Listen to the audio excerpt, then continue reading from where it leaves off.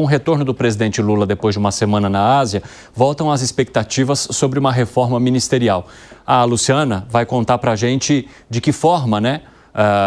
Porque Pacheco viajou com Lula. Aí houve uma especulação de se haver um espacinho ali para ele, mas ele está falando que não. O que você acha e o que você conta? Hein, Luciana Verdolim, bem-vinda. Boa tarde, Cine, boa tarde a todos. Olha, o presidente garantiu lá durante a viagem internacional de que a reforma ministerial não era o assunto daquele momento, que seria tratado quando ele retornasse aqui ao Brasil, mas estava juntamente com Pacheco, com Arthur Lira, que é ex-presidente da Câmara, e com os atuais presidentes, Hugo Mota e também Davi Alcolumbre. O presidente, agora, nesse primeiro momento, espera conversar com os presidentes dos partidos da base aliada. Já é uma sinalização antiga de que o presidente vai chamar os presidentes dos partidos para conversar, mas já tem uma reclamação dentro do Congresso Nacional de que essa conversa não acontece nunca. Lula, inclusive, deve chamar também lideranças para discutir a possibilidade de alterações aqui dentro da esplanada dos ministérios, porque as únicas mudanças que foram feitas foram de petistas e tem aí uma insatisfação, principalmente por parte do Centrão.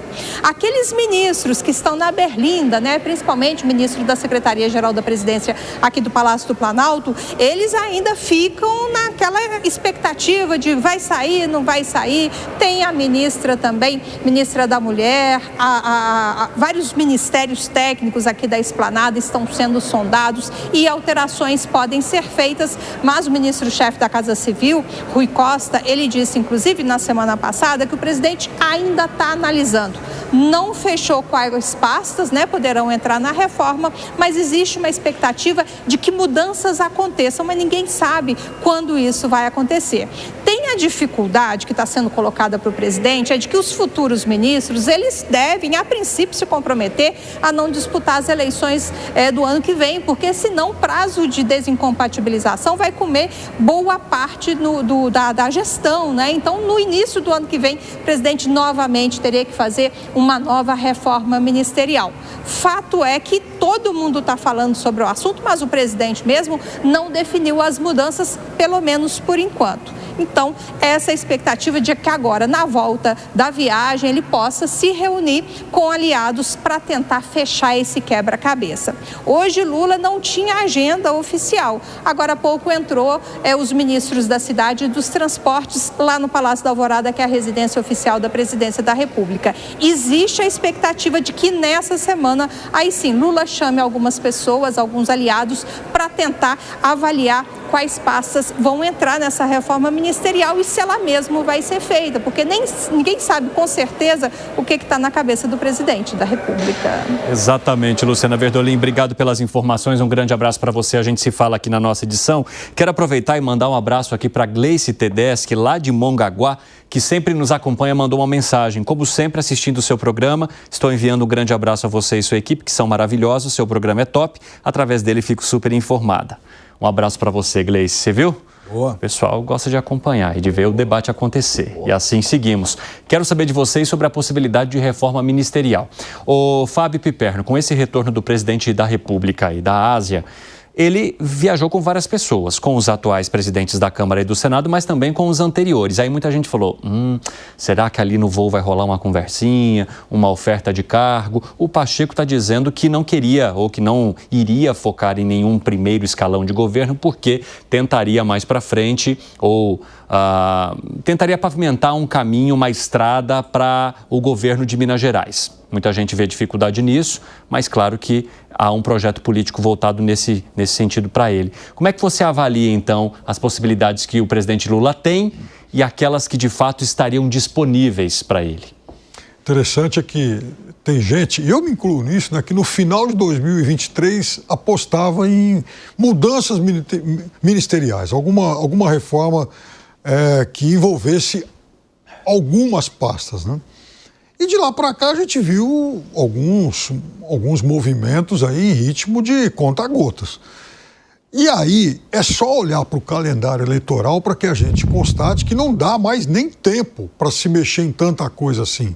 Eu nunca acreditei que o presidente Lula fosse trocar muitos ministérios, muitos titulares de ministérios.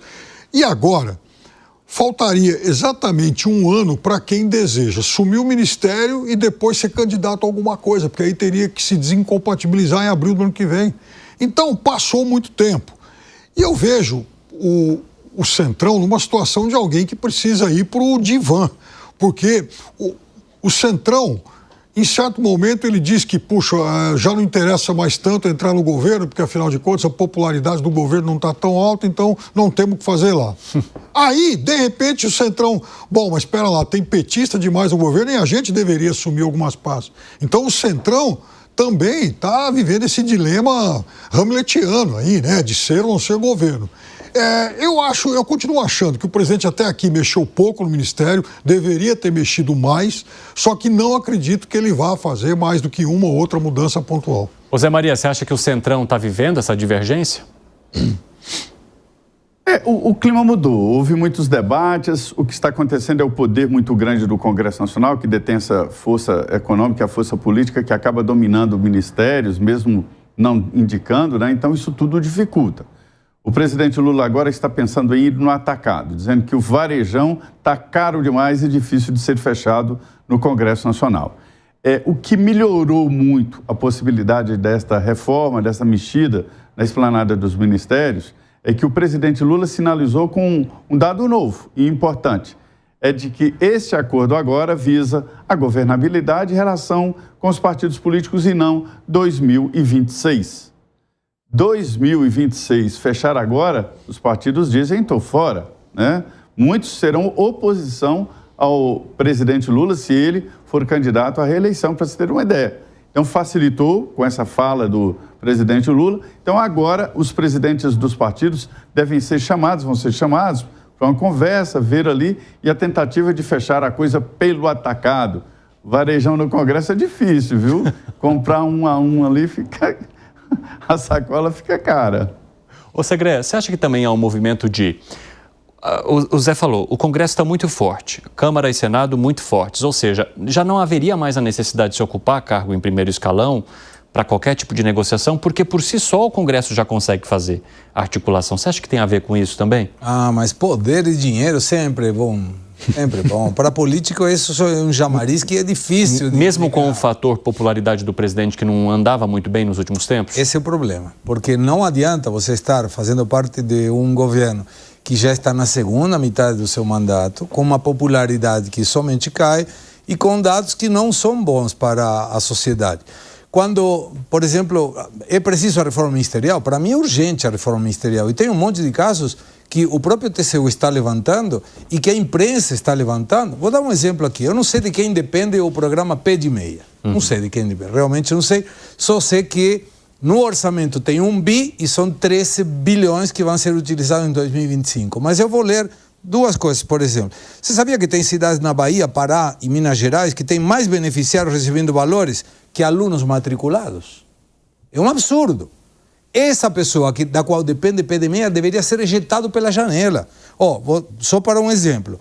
A cidade de Riacho de Santana, na Bahia, tem 1.231 estudantes que receberam benefícios, mas 1.024 estão matriculados. Cadê o resto? Cadê o que está sobrando aí? Ou seja, tem gente matriculada que recebe um benefício, pago por nós, mas que não está matriculado. Isso é um escândalo. Isso é corrupção.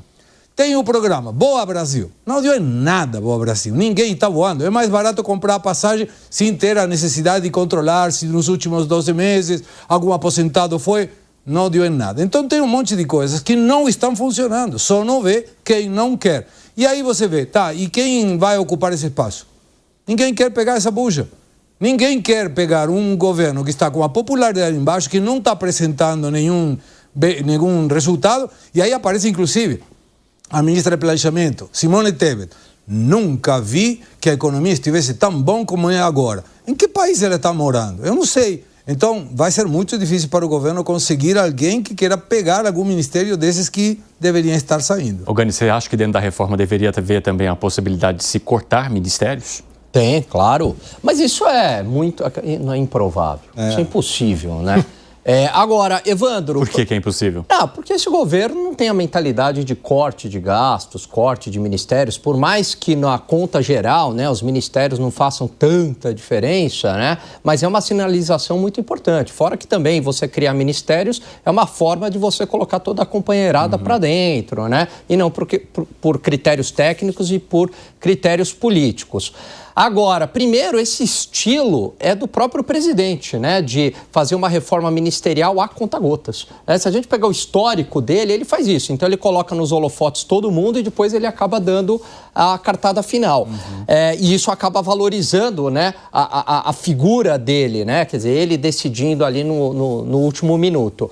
Agora, eu concordo muito com o que os colegas trouxeram, quer dizer, o Centrão não vai aceitar qualquer ministério, dado que a popularidade do governo, do presidente, não está boa. Então, para que eu vou, né, aceitar um ministério, colar minha figura a um governo que não está indo bem, dado que tem eleição no ano que vem? Agora, qual seria o ministério que poderia mudar essa equação? Ministério da Saúde, Ministério da Educação. Por quê? Porque daí tem holofote, porque daí tem dinheiro. Aí dá para fazer um trabalho, mesmo que seja em um ano, né, em que você apareça, você tem muito recurso nesses ministérios. Aí é interessante, aí a proposta muda, Evandro, aí o jogo muda. Agora, a questão é, o governo está afim também de entregar esses ministérios na mão do Centrão? Não me parece. Então você tem um impasse. O Centrão não vai aceitar qualquer coisa, não vai aceitar qualquer ministério, e o governo também não vai querer abrir mão daqueles ministérios chaves como saúde e educação.